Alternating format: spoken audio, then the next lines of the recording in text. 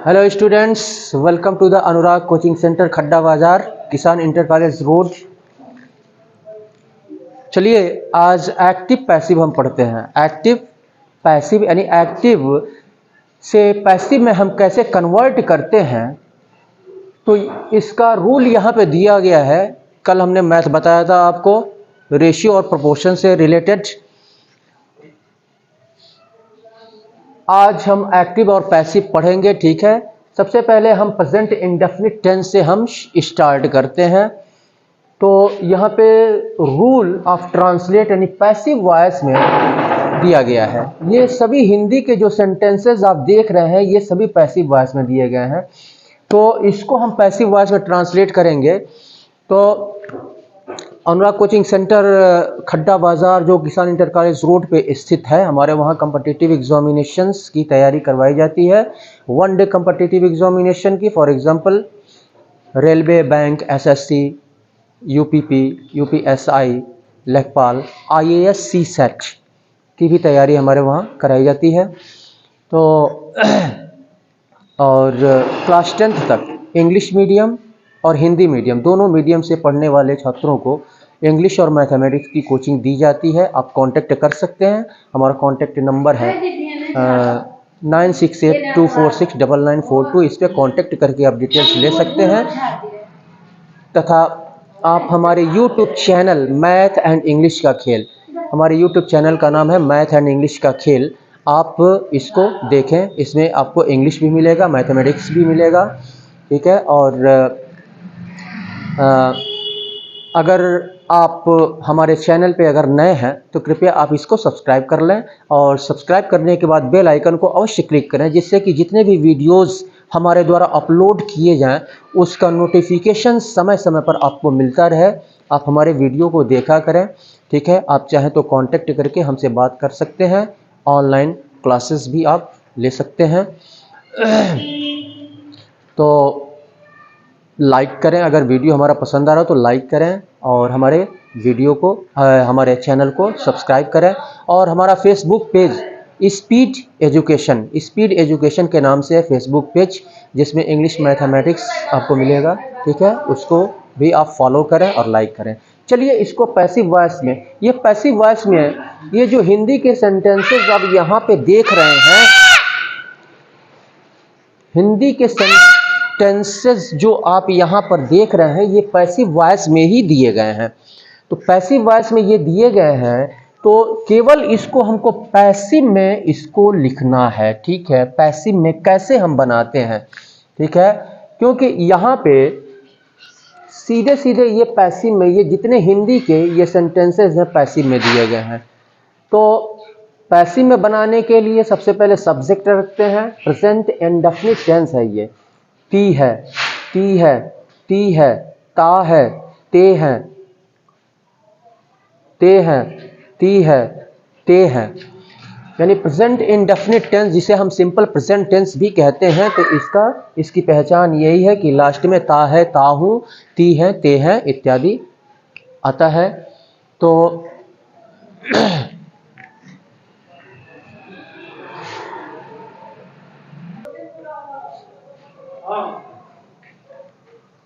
यहाँ पे हम देखते हैं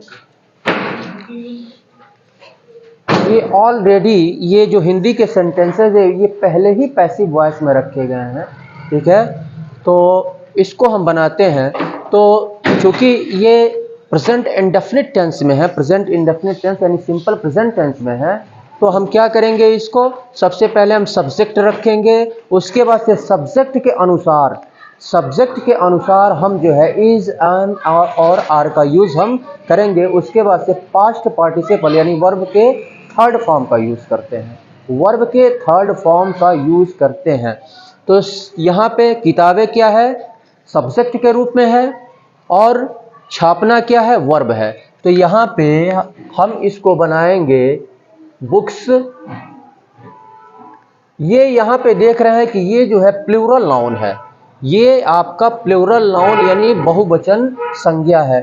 तो किताबें छापी जाती हैं, तो प्लूरल नाउन के साथ हम जो है यहाँ पे आर का यूज करेंगे, और वर्ब के छापना वर्ब है, इसके थर्ड फॉर्म का यूज हम यहाँ पे करेंगे। तो बुक्स आर छापी जाती हैं, प्रिंट प्रिंटेड हो जाएगा आपका प्रिंटेड। इसके बाद से लड़की पढ़ाई जाती है, ये सभी प्रेजेंट इंडेफिनिट टेंस में है और ऑलरेडी ये हिंदी में पैसिव वॉइस में ये दिए गए हैं। ठीक है, मैं इसको सिर्फ इंग्लिश में मैं इसको ट्रांसलेट कर दे रहा हूं। ठीक है, तो लेकिन आप यह जरूर गौर करेंगे कि इसमें यानी पैसिव वॉइस में प्रेजेंट इंडेफिनिट टेंस में सब्जेक्ट के अनुसार इज, एम और आर का यूज किया जाता है, और वर्ब का थर्ड फॉर्म, पैसिव वॉइस में हमेशा वर्ब का थर्ड फॉर्म लगता है। लड़की पढ़ाई जाती है, इसमें लड़की, तो यहाँ पर द गर्ल हो जाएगा, द गर्ल सिंगुलर, एक लड़की के विषय में बात हो रही है, सिंगुलर नाउन है, तो यहाँ पर इज का यूज होगा, और पढ़ाना का टीच होता है, और थर्ड फॉर्म क्या हो जाएगा, टॉट हो जाएगा, टॉट। इसके बाद से यहाँ पे दिया हुआ है किताब लेखक के द्वारा लिखी जाती है, यानी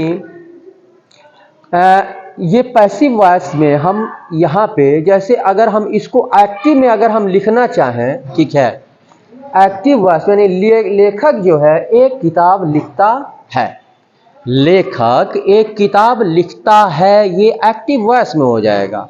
ठीक है, तो लेखक एक किताब लिखता है, उसी को जब हम पैसिव वॉइस में हिंदी में जब लिखेंगे तो क्या लिखेंगे, लेखक के द्वारा एक किताब लिखी जाती है, लेखक के द्वारा एक किताब लिखी जाती है। तो जब भी द्वारा आए तो इसकी अंग्रेजी हम बाई लिखते हैं, उसके बाद से ऑब्जेक्ट को हम रखते हैं, तो ये ए बुक सिंगुलर है तो इज हो जाएगा। उसके बाद से लिखना की अंग्रेजी राइट होता है, तो राइट की अंग्रेजी क्या होती है, राइट का थर्ड फॉर्म क्या होता है आपका, रिटन होता है, तो ए बुक इज रिटन हो जाएगा, a book is written by the author, या बाई ऑथर भी लिख सकते हैं, a book is written by author. सड़क मरम्मत की जाती है, तो सड़क मरम्मत की जाती है, तो पैसिव वॉइस में क्या होता है, पैसिव वॉइस में कार्य किसी दूसरे के द्वारा होता है, और एक्टिव वॉइस में क्या होता है, सब्जेक्ट खुद उसमें इन्वॉल्व रहता है, यानी वो कार्य स्वयं करता है। ठीक है, अब जैसे ये आप जो देख रहे हैं यहाँ पे, किताबें छापी जाती है यानी किसी और के द्वारा छापी जाती हैं, लड़की पढ़ाई जाती है किसी और के द्वारा पढ़ाई जाती है, किताब लिखी जाती है तो किसके द्वारा, लेखक के द्वारा लिखी जाती है, सड़क मरम्मत की जाती है किसी और के द्वारा मरम्मत की जाती है, यानी इसमें काम करने वाला जो है दूसरा कोई व्यक्ति होता है जिसके द्वारा काम किया जाता है। तो सड़क मरम्मत की जाती है,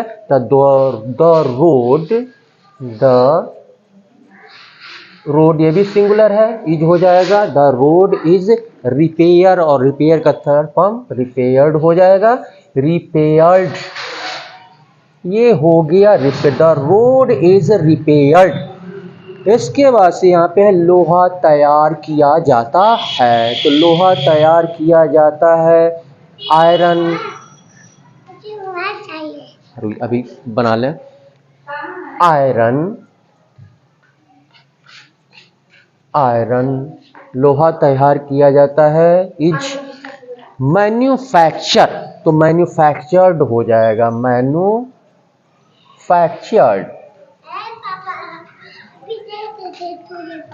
अभी मैं बना लूंगा तो आपको दे दूंगा, तब देखिएगा, खूब देखिएगा। डकैत पीटे जाते हैं, डकैत पीटे जाते हैं, तो यहां पे हो जाएगा आपका डकैत, डेकोइट लिखते हैं इंग्लिश,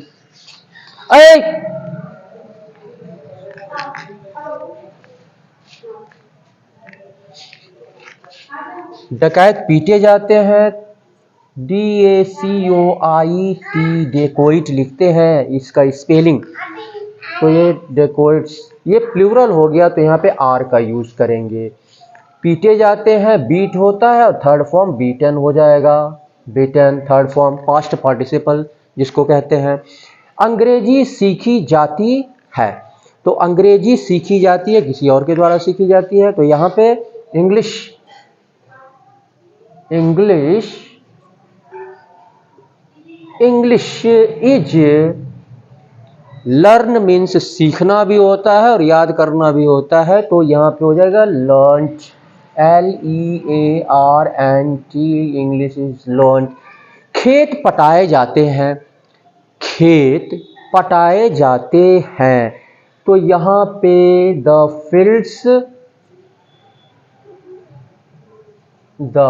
फील्ड्स, यहाँ पे प्लूरल हो गया तो आर का यूज होगा, आर का यूज किया जाएगा।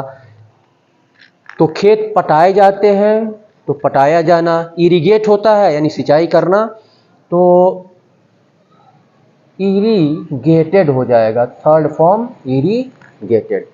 तो ये आपका ऐसे बना, ये आपका सिंपल प्रेजेंट टेंस में, ये पैसिव वॉइस में हम ऐसे बनाते हैं, ठीक है।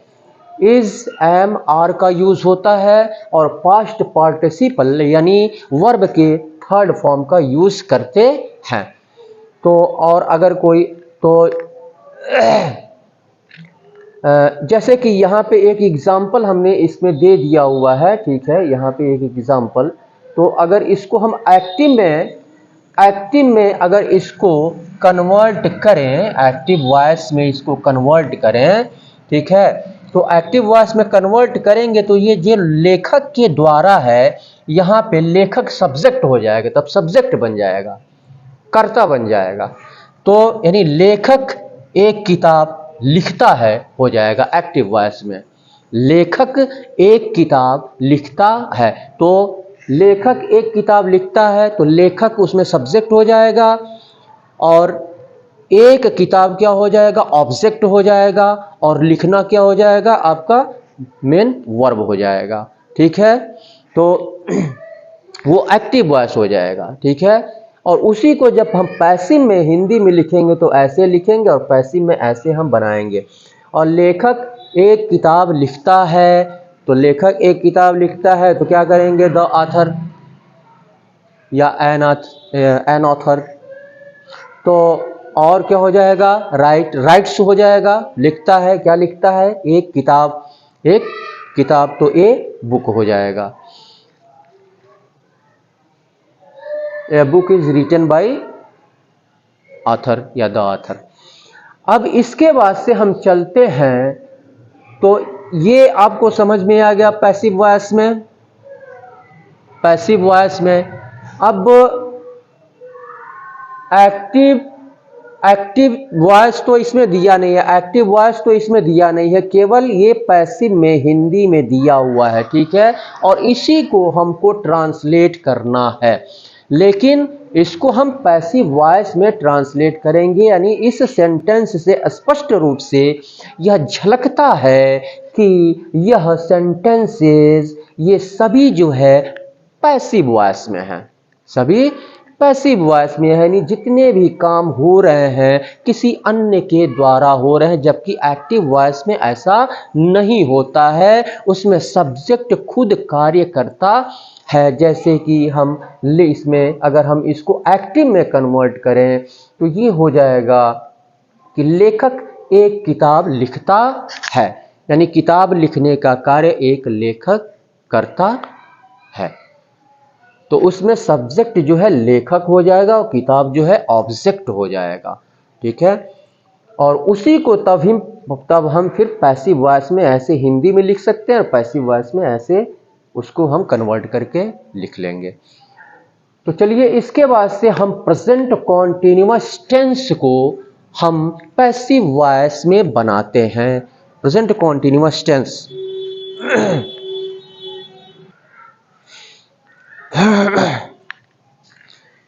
दूर अज्ञान के हो अंधेरे, तू हमें ज्ञान की रोशनी दे। चलिए इसको बनाते हैं present continuous tense passive voice में। पैसिव वॉइस में ये ऑलरेडी दिया हुआ है, सिर्फ इसको ट्रांसलेट करना है। तो पैसिव वॉइस में यानी प्रेजेंट कॉन्टिन्यूअस टेंस में हम जानते हैं कि प्रेजेंट कॉन्टिन्यूअस टेंस में हम हेल्पिंग वर्ब इज, एम और आर का यूज हम करते हैं प्रेजेंट कॉन्टिन्यूअस टेंस में। अगर एक्टिव वॉइस में है तो प्रेजेंट कॉन्टिन्यूअस टेंस में helping verb is, he, she, it और सिंगुलर नाउन के साथ इज का यूज करते हैं, और आई के साथ एम का यूज करते हैं, और वी, यू, दे और प्लूरल नाउन के साथ हम हेल्पिंग वर्ब आर का यूज करते हैं। और वर्ब में क्या करते हैं, कॉन्टिन्यूअस में वर्ब में आईएनजी ऐड करते हैं, ठीक है। लेकिन यहाँ पे चूंकि हमको पैसिव वॉइस में बनाना है तो क्या करेंगे, इज के बाद बीइंग, इज के बाद बीइंग लगा देंगे, या एम आ रहा है तो एम के बाद बीइंग लगा देंगे, यानी is being, am being, are being, ऐसे हम लगाएंगे। और वर्ब का थर्ड फॉर्म पैसिव वॉइस में तो पास्ट पार्टिसिपल यानी वर्ब का थर्ड फॉर्म रहता ही है, लगता ही है। तो चलिए इसको बनाते हैं, गीत गाए जा रहे हैं। अब यहाँ पर इस सेंटेंस से आपको क्या झलक रहा है, ये आपका गीत गाए जा रहे हैं, यानी यहाँ पे ये गीत जो है प्लूरल नाउन में है, तो ये सॉन्ग्स हो जाएगा।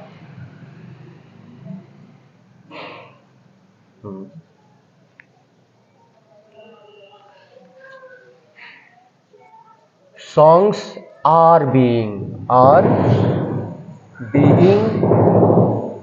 और गाना सिंग थर्ड फॉर्म हो जाएगा संग, सिंग, सैंग, संग। इसके बाद से यहाँ पे देखते हैं कॉफी बनाई जा रही है। तो कॉफी बनाई जा रही है तो कॉफी सिंगुलर इज, इसके साथ बीइंग ऐड करेंगे, बीइंग बनाई जा रही है, कॉफी इज बीइंग, या तो मेक भी रख सकते हैं और प्रिपेयर भी लिख सकते हैं। तो यहाँ पर चलिए कॉफी इज बीइंग मेकिंग कर, सॉरी, मेक का आपका थर्ड फॉर्म मेड हो जाएगा। अगर प्रिपेयर रखते हैं, तैयार की जा रही है, तो प्रिपेयर्ड हो जाएगा। यहाँ पे है घंटी बजाई जा रही है, तो द बेल सिंगुलर है तो इज बीइंग हो जाएगा। पैसिव वॉइस में बीइंग हम ऐड करते हैं और वर्ब का थर्ड फॉर्म। बजाना या बजना रिंग होता है, रिंग, रैंग, रंग हो जाएगा, थर्ड फॉर्म रंग हो जाएगा। इसके बाद से यहाँ पे दिया चिट्ठी टंकित की जा रही है, तो चिट्ठी टंकित करने का मतलब क्या, टाइप करना। तो द लेटर या ए लेटर, कुछ भी, ए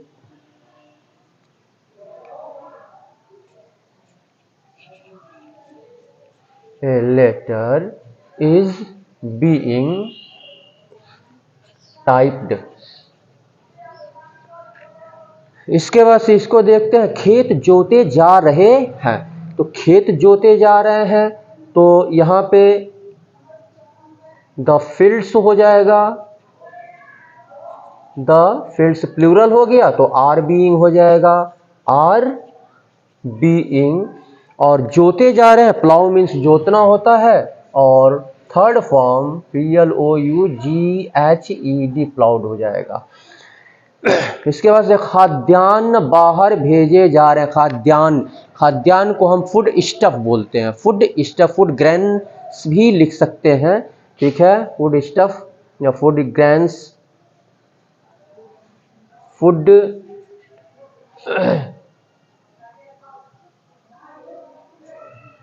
चलिए आर बीइंग हो जाएगा।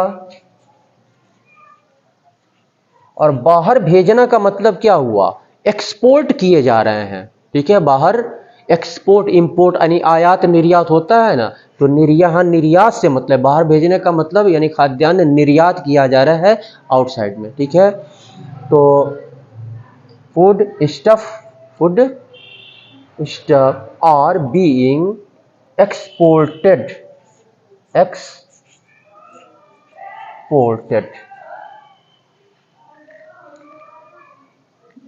ये अभी मैं आपको सिर्फ अफर्मेटिव बता रहा हूँ, ठीक है।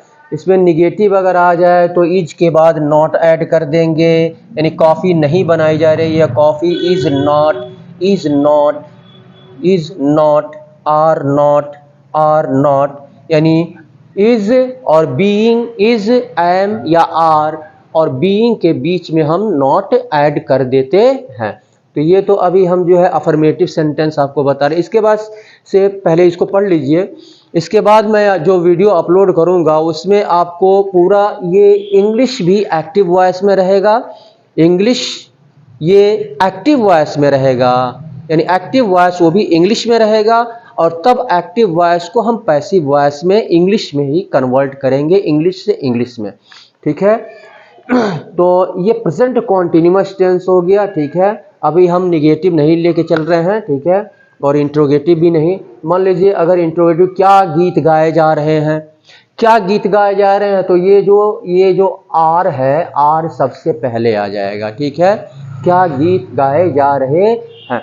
अगर मान लीजिए यहीं पे आ गया कि गीत क्यों गाए जा रहे हैं, गीत क्यों गाए जा रहे हैं, तो क्यों यानी जब इंट्रोगेटिव वर्ड आता है, यानी प्रश्नसूचक शब्द जैसे क्यों, गीत क्यों गाए जा रहे हैं, तो वाई का यूज सबसे पहले करेंगे, उसके बाद से वाई के यानी इंट्रोगेटिव वर्ड और सब्जेक्ट के बीच में इस आर को रखेंगे, यानी वाई आर सॉन्ग्स बीइंग संग, ऐसे हम बनाते हैं, ठीक है।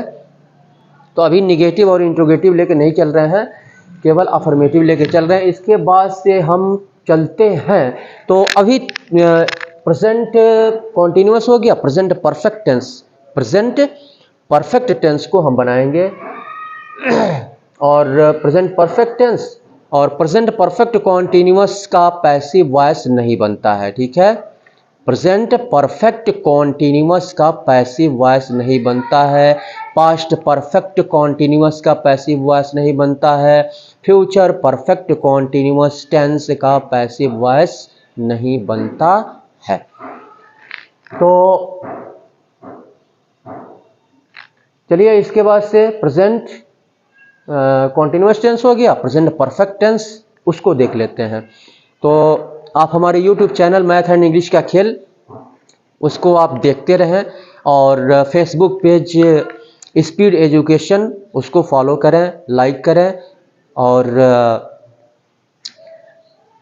आपने अभी तक हमारे चैनल को अगर सब्सक्राइब नहीं किया है तो कृपया आप उसे सब्सक्राइब कर लें, और सब्सक्राइब करने के बाद बेल आइकन यानी घंटा आएगा, ठीक है, घंटी, तो उसको टन से आप बजा दें, ठीक है, जिससे कि जितने भी वीडियोज हमारे निकलेंगे उसका नोटिफिकेशन समय समय पर आपको मिलता रहेगा, ठीक है।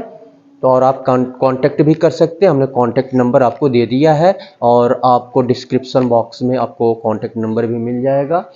तो चलिए इसके बाद से उस प्रेजेंट परफेक्ट टेंस को हम बनाते हैं।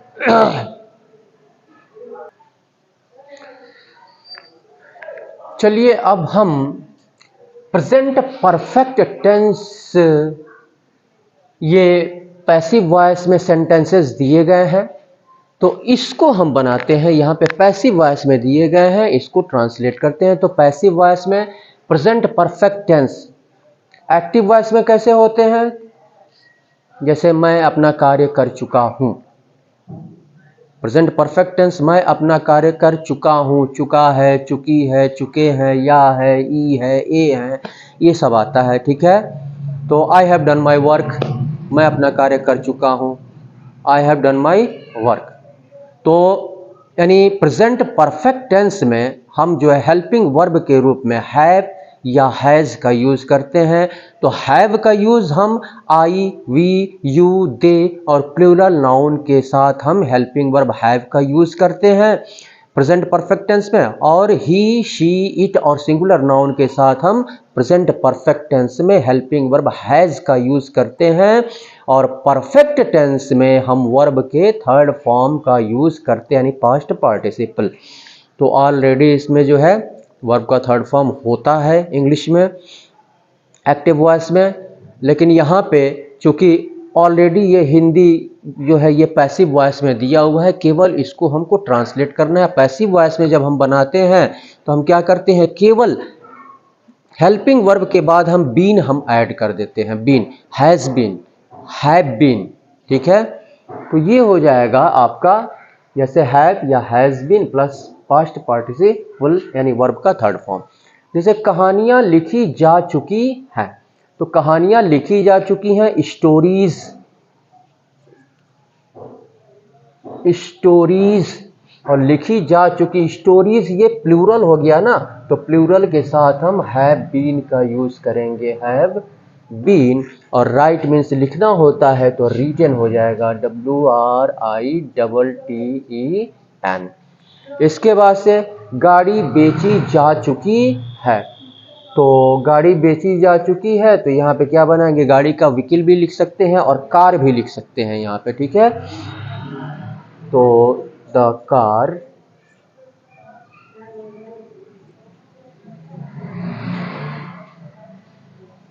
हैज बीन, एक कार की बात हो रही है, एक गाड़ी की बात हो रही है, तो हैज बीन हो जाएगा, हैज बीन। सेल मीन्स बेचना होता है, सेल का थर्ड फॉर्म सोल्ड। इसके बाद से कपड़े धोए जा चुके हैं, तो कपड़े धोए जा चुके हैं क्या हो जाएगा, क्लोथ्स। कैसा चौक है, क्लोथ्स प्लूरल हो गया, हैव बीन, हैव बीन। और वॉश मीन्स धोना होगा तो वॉश्ड हो जाएगा। इसके बाद यहां पे दिया है घरों की सफेदी की गई है या की जा चुकी है, तो घरों की हाउसेज, हाउसेज प्लूरल हो गया तो हैव बीन हो जाएगा, हैव बीन। और सफेदी करना का क्या होता है, व्हाइट वॉश होता है, व्हाइट वॉश्ड हो जाएगा,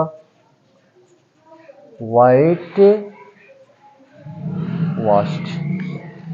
इसके बाद यहां पे दिया चोर पकड़े जा चुके हैं, तो चोर पकड़े जा चुके हैं, द थीफ्स, THIEVES, थीफ्स, ये भी प्लूरल है तो हैव बीन हो जाएगा, हैव बीन। और पकड़ना तो ये हो जाएगा थर्ड फॉर्म काट। इसके बाद से देखते हैं कार्य समाप्त किया गया है या कार्य समाप्त, कार्य समाप्त हो चुका है या कार्य समाप्त किया जा चुका है, ठीक है। तो the work singular, the work has been finished. इसके बाद से यहां पे दिया है व्याकरण सीखा गया है, ग्रामर, ग्रामर हैज बीन, सीखना थर्ड फॉर्म लर्नड हो जाएगा। तो ये आपका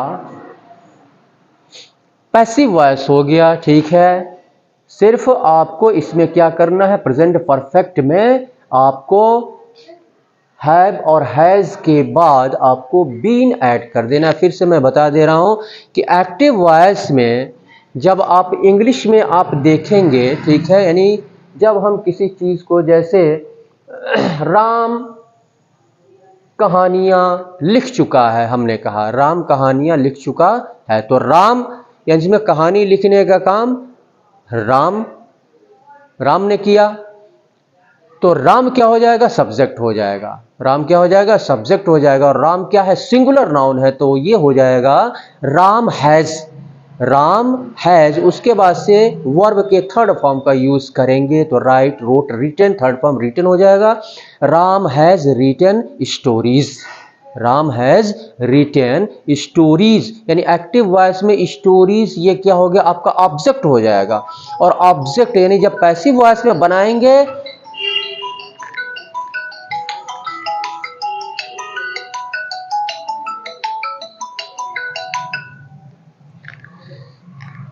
जब हम पैसिव वॉइस में बनाएंगे तो स्टोरीज को पहले उठा के रखेंगे, यानी सब्जेक्ट उसको बना देंगे, ठीक है।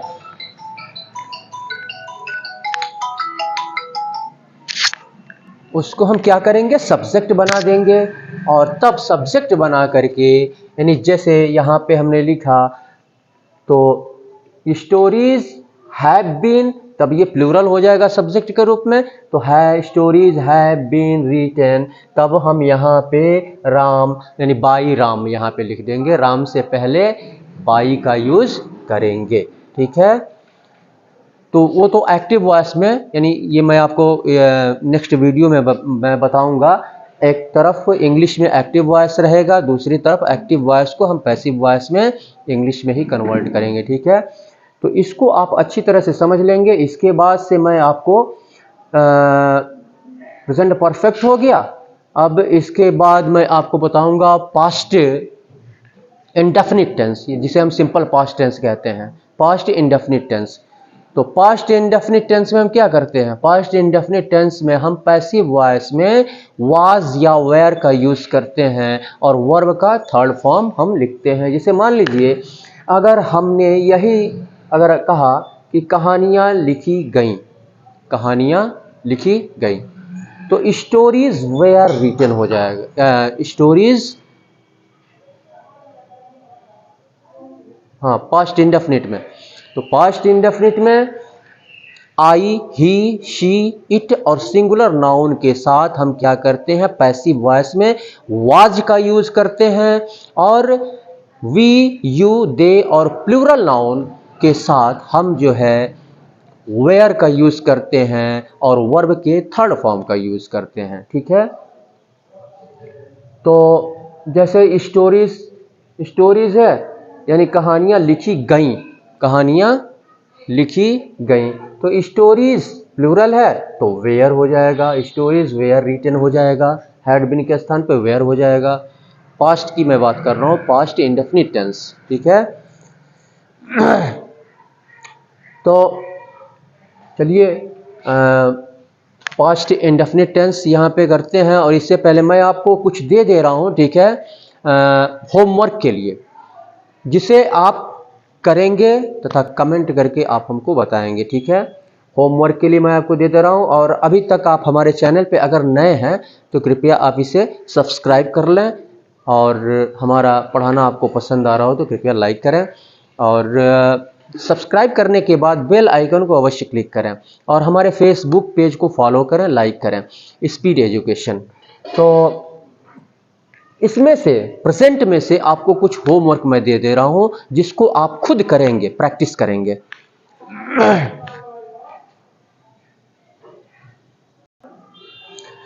तो यहां पर हमने आपको होमवर्क दिया हुआ है, 15 सेंटेंसेस यहां पे दिए गए हैं, जिसको कि आपको पैसिव वॉइस में बनाना है। आपको पैसिव वॉइस में ये दिया ही हुआ है, आपको इसको ट्रांसलेट करना है पैसिव वॉइस में। सबसे पहले आप टेंस देख लेंगे कि कौन सा टेंस है, कौन सा टेंस है, और टेंस के अनुसार इसको पैसिव वॉइस में आप बनाएंगे। जो अभी अभी हमने पढ़ाया, प्रेजेंट इंडेफिनिट टेंस और प्रेजेंट कॉन्टिन्यूअस टेंस और प्रेजेंट परफेक्ट टेंस, इसी में से, इन्हीं तीनों में से हमने होमवर्क आपको दिया हुआ है। इसको आप प्रैक्टिस करेंगे। ठीक है, इतना आप प्रैक्टिस करेंगे।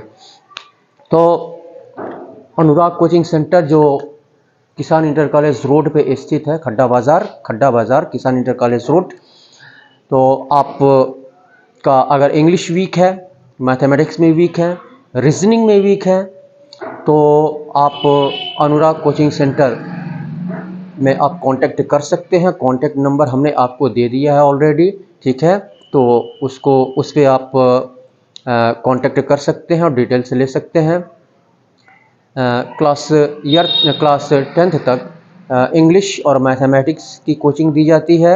अगर आपका बच्चा, चाहे आपका बच्चा हिंदी मीडियम से एजुकेशन ले रहा हो या फिर इंग्लिश मीडियम से, और स्पेशली ख़ास तौर से कॉम्पिटिटिव एग्जामिनेशन की तैयारी करवाई जाती है। हमारी यह दिली इच्छा है कि खड्डा बेल्ट के जो भी बच्चे ग्रेजुएट हो चुके हैं, पोस्ट ग्रेजुएट हो चुके हैं और कॉम्पिटिटिव एग्जामिनेशन की तैयारी करना चाहते हैं या कर रहे हैं, और लेकिन उनको सही मार्गदर्शन नहीं मिल पा रहा है, उचित मार्गदर्शन नहीं मिल पा रहा है, सही तरीके से वे तैयारी नहीं कर पा रहे हैं, उनको कौन कौन सी चीज़ की, यानी किस कॉम्पिटिटिव एग्जामिनेशन के लिए कौन से मटेरियल की आवश्यकता है, किसको किसको तैयार करना है, सिलेबस का नॉलेज नहीं है, तो आकर के वो कांटेक्ट कर सकते हैं हमारे वहाँ, कोचिंग हमारे वहाँ वो तैयारी कर सकते हैं। मैं उनको गाइडलाइन दूंगा, ठीक है।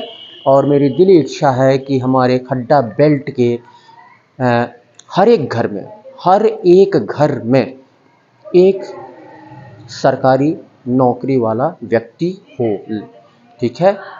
तो आप आए और मैं आपको तैयार कराऊंगा, ठीक है। मैं आपको 100% गारंटी के साथ मैं आपको कॉम्पिटिटिव एग्जामिनेशन की तैयारी करवाऊंगा।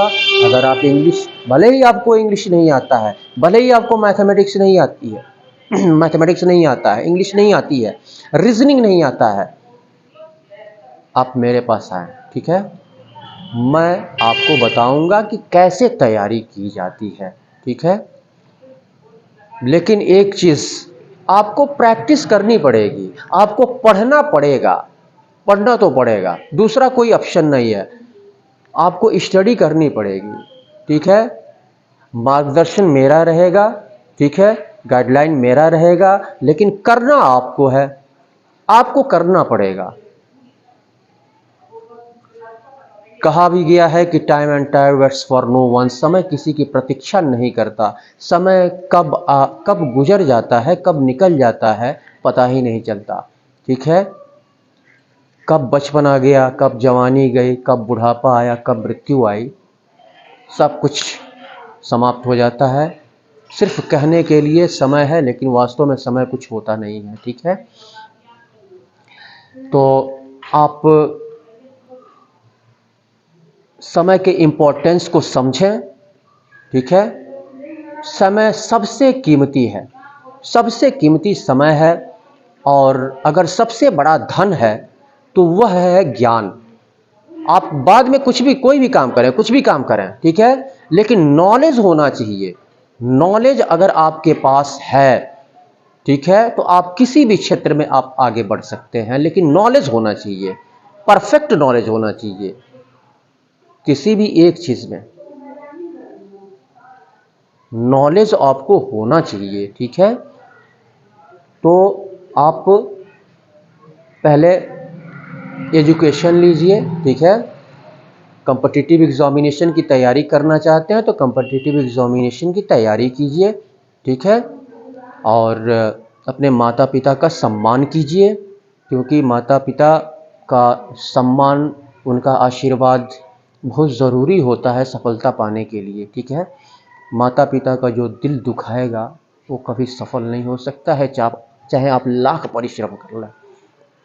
इसलिए माता पिता का कभी दिल मत दुखाइए, माता पिता को सम्मान दीजिए, ठीक है। उन्हें सही समय पर भोजन दीजिए, उनकी सेवा कीजिए, साथ में पढ़ाई भी कीजिए, उनकी आज्ञा का पालन कीजिए, ठीक है। वही जो है सबसे बड़ी पूजा होगी, आपका कर्म ही सबसे बड़ी पूजा है। तो इसी के साथ मैं सुशील कुमार आपसे विदा लेता हूँ, और एक चीज़ और मैं कहूँगा कि साथ में ईश्वर में विश्वास रखें और सत्य कर्म करते जाएं। बिलीव इन गॉड, गॉड में विश्वास रखें और अपना कर्म सही दिशा में उचित मार्गदर्शन में और सही दिशा में अपना कर्म करें, निश्चित रूप से आपको सफलता मिलेगी।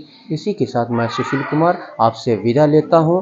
आप हमारे चैनल को लाइक कर दें, शेयर कर दें, सब्सक्राइब कर लें, और फेसबुक पेज को स्पीड एजुकेशन को फॉलो करें। बहुत बहुत धन्यवाद। Thank you very much.